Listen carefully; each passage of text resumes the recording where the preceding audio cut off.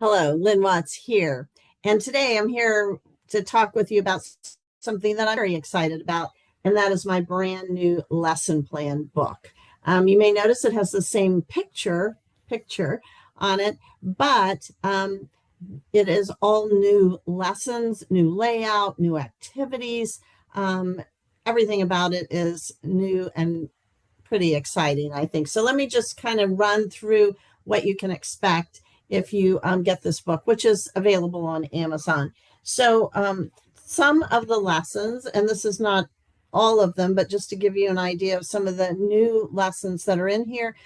There's one on friendship skills, conflict resolution, kindness culture, how to create that in the school, how students can be involved in kindness culture, goal setting, emotional regulation, coping with anxiety and stress, developing resilience, growth mindset, and developing empathy. So those are just examples of the lessons, which all of which I think are ones that are really very critical for students nowadays. So this lesson plan book, like volume one, also has a calendar. And I think this is really key.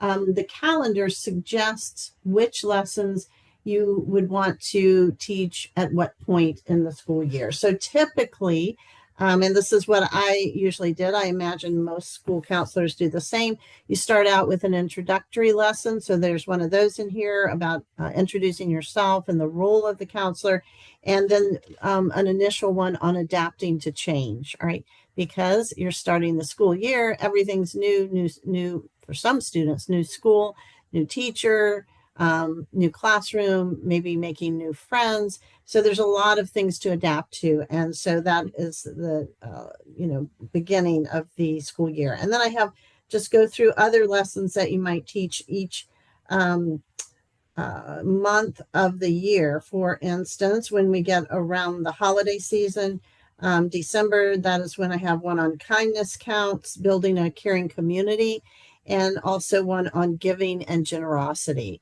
So try to keep the lessons that are relevant for the time of year. Then before each lesson, I have a whole section that just talks about the concepts that you want to get across in that lesson. This one's on change as a part of life. This particular one has characteristics of children who adapt well to change, challenges, and some concrete strategies for helping students adapt to change. So just to give you some sort of basis for what the lesson is based on. And then the lesson itself on adapting to change. Let me get to that one right here. Is typical of all of the lessons. Each lesson is created for K through 5. So let me show you how you adapt each lesson. So adapting to change is relevant for every grade level, right? So each lesson is going to begin with the standards and the objectives. Then there are essential questions.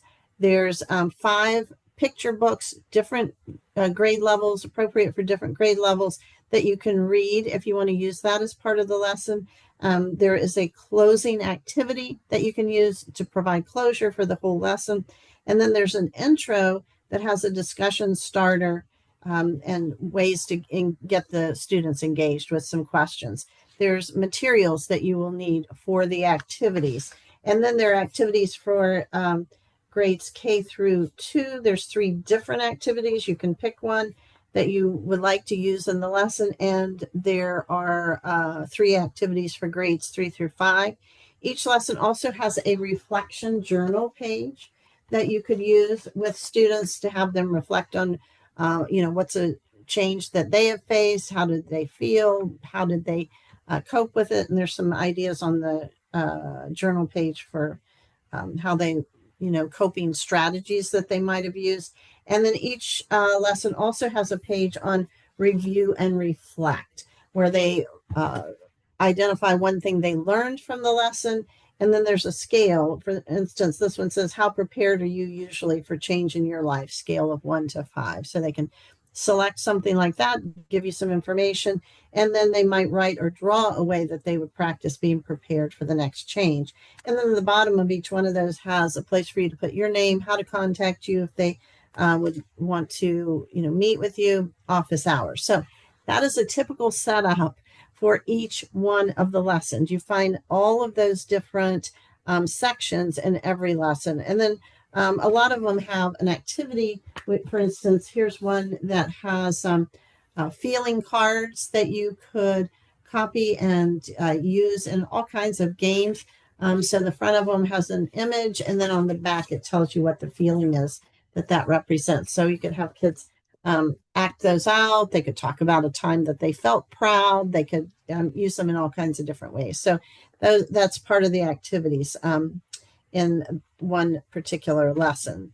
So I think it's a fabulous book. It's out just at the perfect time for starting school.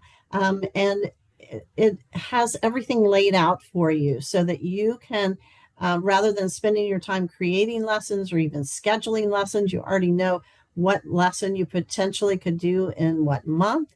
Has a list of materials. You pick the activity that you want to do, and you are good to go with this book. So I hope you will check it out. As I said, it is on Amazon, and the title of it, The Elementary School Counselor's Book of Lesson Plans, Volume 2.